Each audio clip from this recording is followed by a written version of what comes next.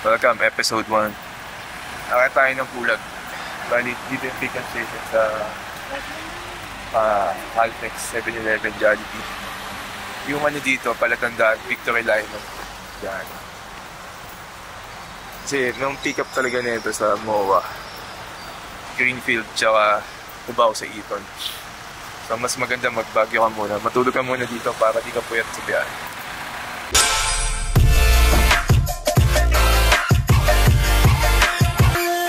Sunog daw ng Feb 12. Pero di ko alam kung wala sinabi operator na kung close or may limit. Mga nag-camping, na kayo mag-luto doon.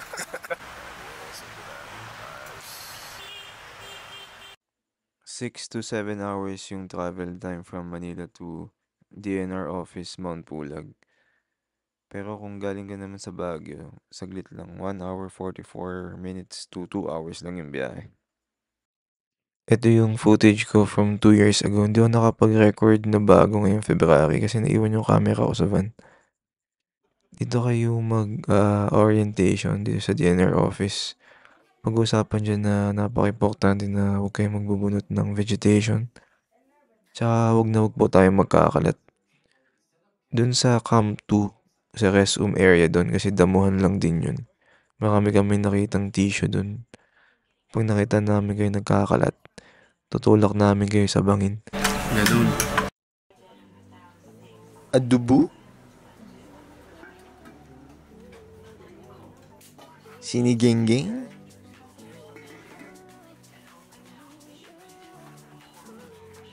Nagaligas breakfast? Iniyaw na limpu? Hindi ko alam ang tawag dyan Hatsilug?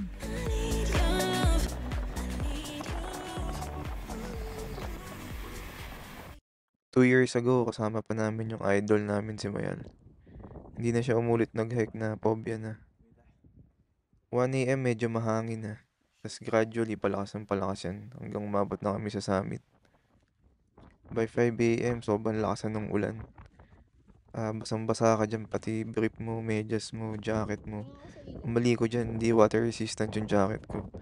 Kaya bumili na ako this time.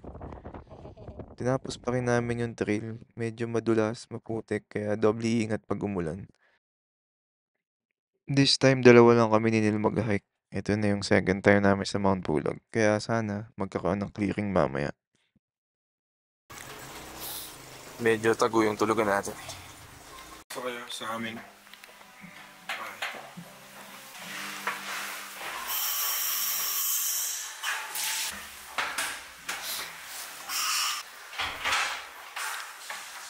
Yung kwarto namin.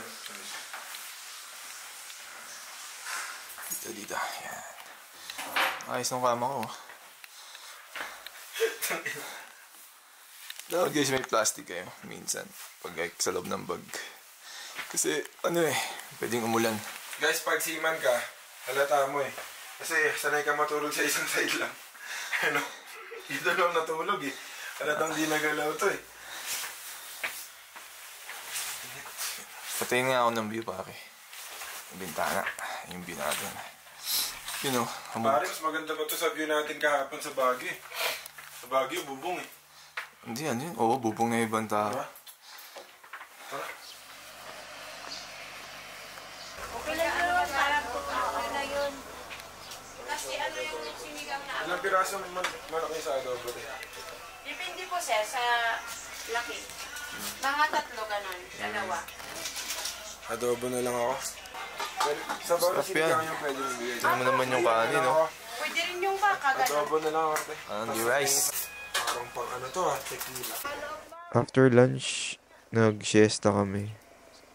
Plano namin gumising ng hapon para mag-video lang ng lugar.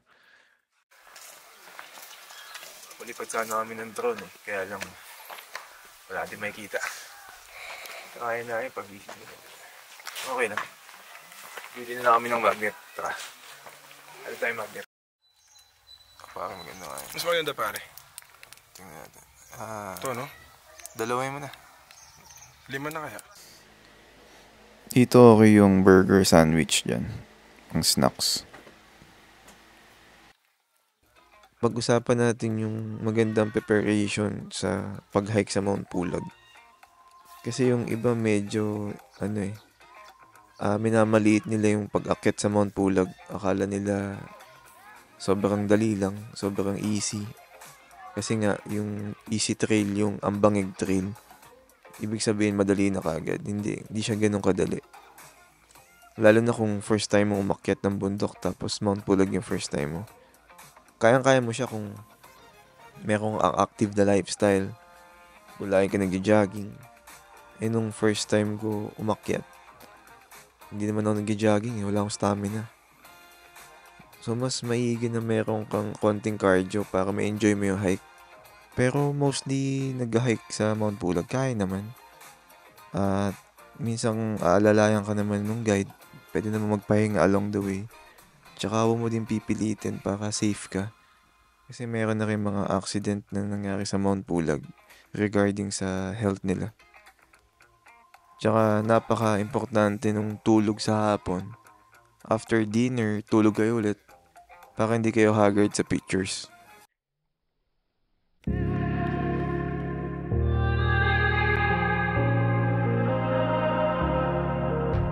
It's easy to set a young heart on the run, to see it crashing out the sky, falling one by one. Walking alone on the coldest night. There's nothing I can ever say. 8:30 na. Mga 12 o'clock. 11 gising tayo. 12 o'clock, midnight snack. 1 o'clock, start ng hike.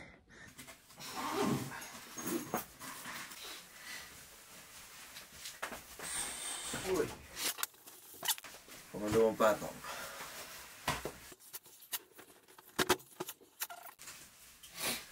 Doubling leg sleeve. Medyas. Doble din.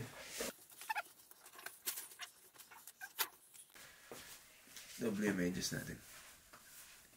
Explain mo, coach, ba't doble?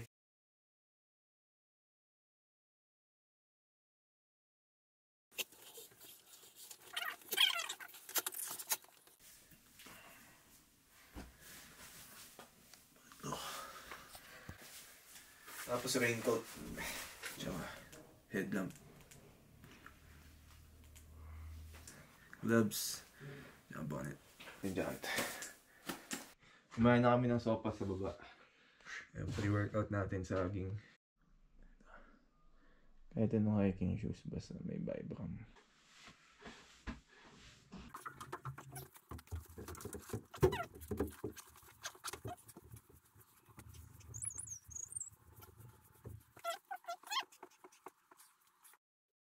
Kasama ko si Neil. Sana bigyan tayo ng magandang hike ngayon at gabayan tayo ni Lord sa pag-akit. Sit tayo. Father, the Son, the Holy Spirit. Lord, maraming salamat po sa pagkakataon at chance na makakit sa Mount Pulag. Maraming salamat po. Ligtas po kami nakarating dito sa aming stay-in dito sa Mountain Province. Maraming salamat po sa pagkain, sa pag-alali sa biyahe. Naway gabayan niyo po kami ngayon sa aming paglalakbay. Naway huwag kami pabayaan at protektahan niyo po kami sa anumang aksidente at sa kuna. Panginoon, maraming salamat sa lahat ng iyong biyaya sa amin. In Jesus' name, we pray. Thank you po, Lord. Amen. Amen. Huwag ka mahiya. Sama na lang.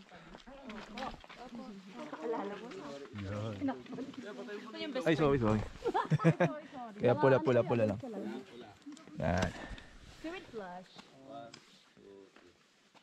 Mamaya na may flash. Isa pa. Wait lang. Sabi lang, Giselle. Ingat, boss. Thank you.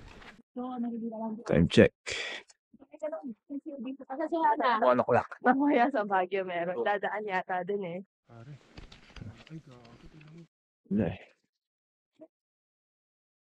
Do not remove vegetation.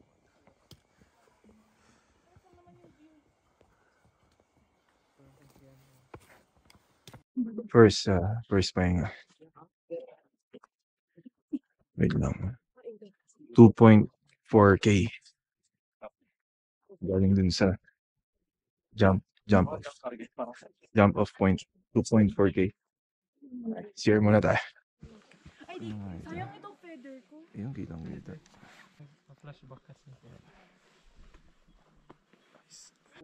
3.4K. Maganda yung panahon eh. Hindi umuulan. Clear yung skies. Wala masyadong ulap kanina. Guys, so sana magkaroon ng clearing mamaya. So, dahan-dahan lang dito kasi medyo steep yung daan natin. Hindi nyo makikita kasi may na yung ISO yung ISO ng GoPro eh. Hindi ko pwedeng labas yung camera na isa kasi masyadong mabigat yun. So, update ko mamaya. Dito tayo sa Mossy Forest. Mamaya maganda dito pag umaga eh. And 4.6K na tayo. Sila. Oh,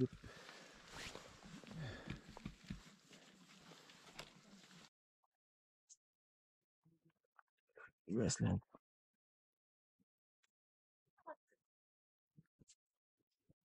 Dito na tayo sa camping area. Pinauna ko sila kasi nautot ako eh. Ayan ang camping area. Alright. Come to, ground 2. Yeah. Dito pwede ka umihi. 5.3K.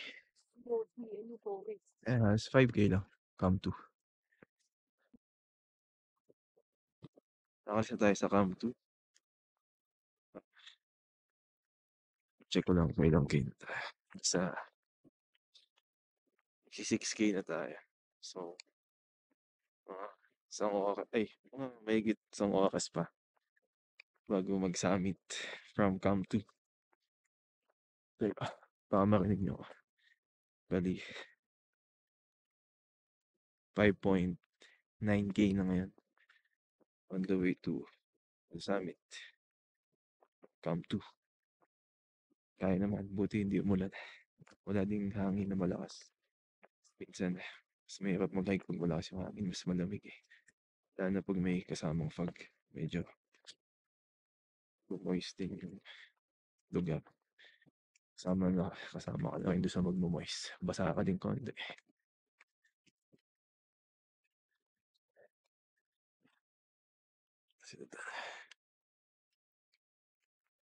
Okay. Mataas pa. Hindi na lang. Konti na lang. Hindi na lang. 8K nga. 8K. Hindi na lang. Buti may clearing ngayon.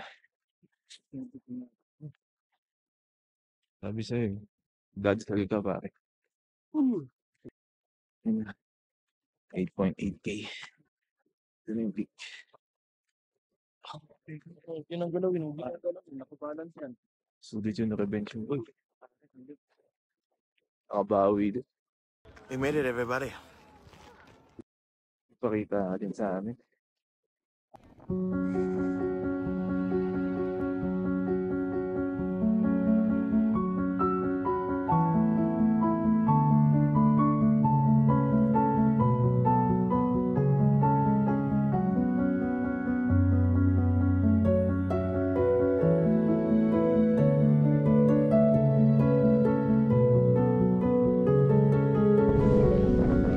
Hydration, pagbaba.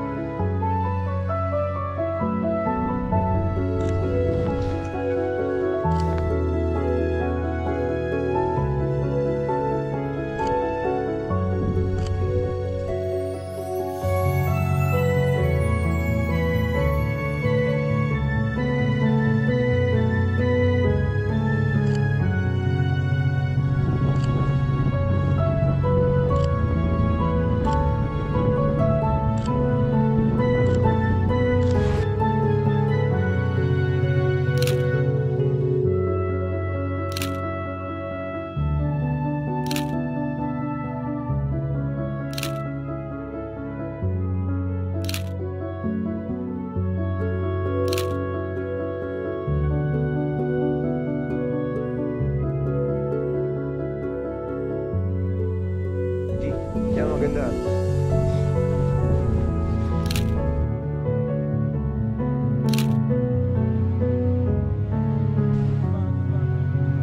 Sige.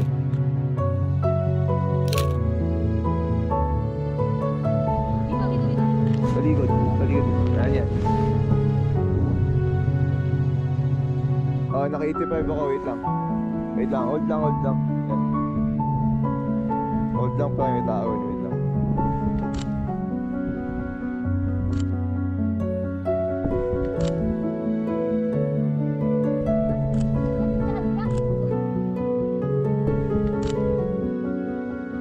Hold. Yan. 1, 2, 3. Sabay. Hold boy. 1, 2. Bilang side na. Akit ka dun sa bato. Yan. Yan. Hold. Hold.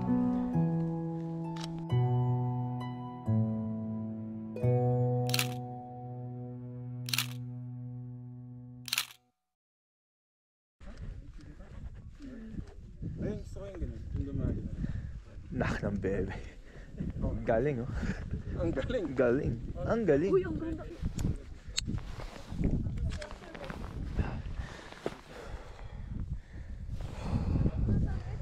2.8.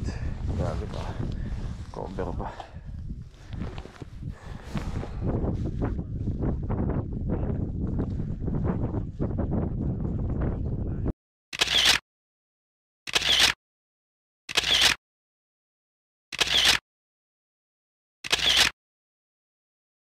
Hold lang, hold lang.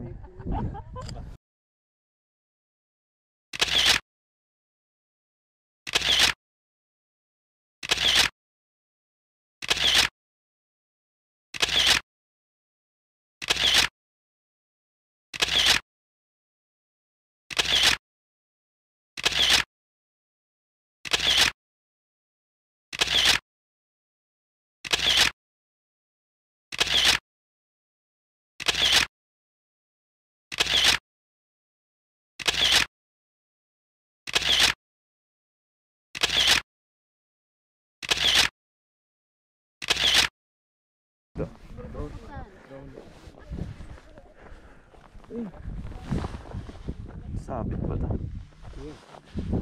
1, 2.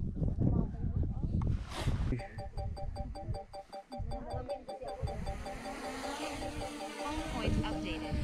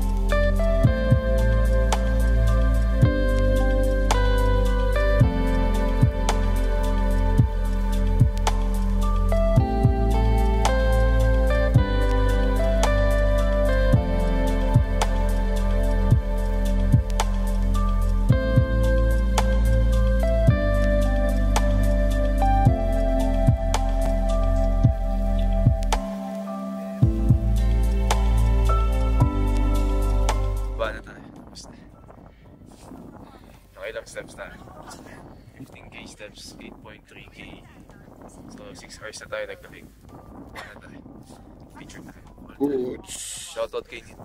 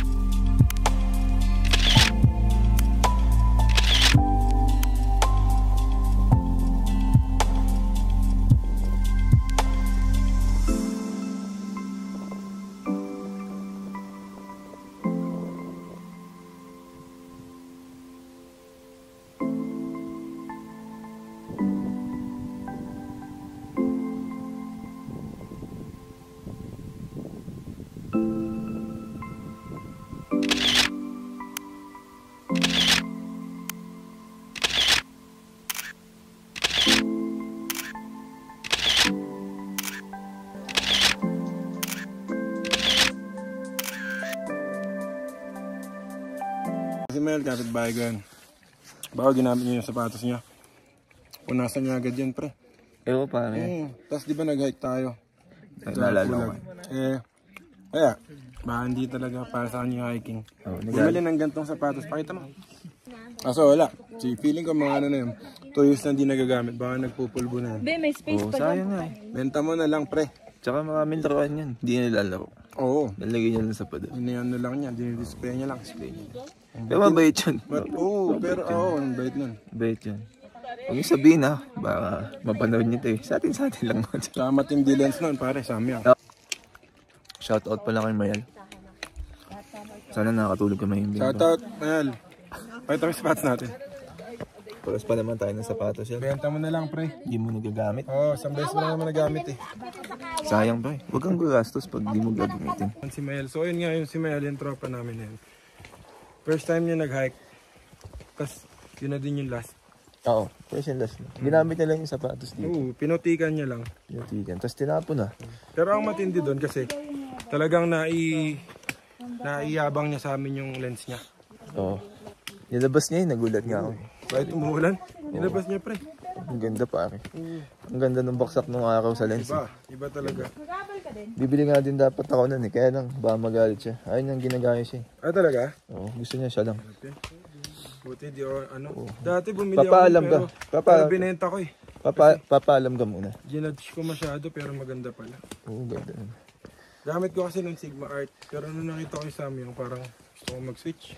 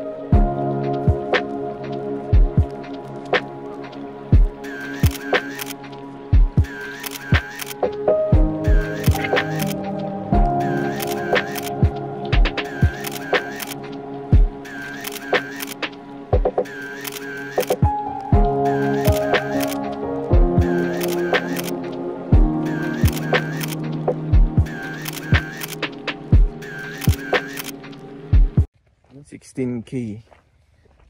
29,000 steps. Hindi na kami nagmotor. Kasi para makompleto natin yung steps. Basic eh. 11 hours kasama pa yung 30 steps, 30,000 steps. 16.63K.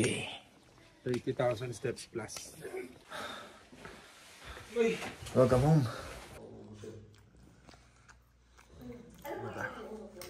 Of the Father, the Son, the Holy Spirit, Amen. Lord, maraming salamat po at ligtas kami nakauwi at binigyan niyo po kami ng pagkakataon makita ang ganda ng Mount Pulag. So thank you po at nagkaroon ng clearing ngayong araw. Sana po makabawi si Ate Crit sa susunod niyang pagbalik sa Mount Pulag. Naway lahat po kami makauwi ng ligtas at payapat. Maraming salamat po sa pagkain ngayong lunchtime. Thank you po Lord Jesus Christ. Lord, sana po hindi nakakahilo pa kayo. Opo. Sa biyahe. Sana hindi kami maano. Tawag namin sisik, pero ang tawag namin hilo sa biyahe. Pero Amen. Amen. Thank you po Lord. Maraming salamat.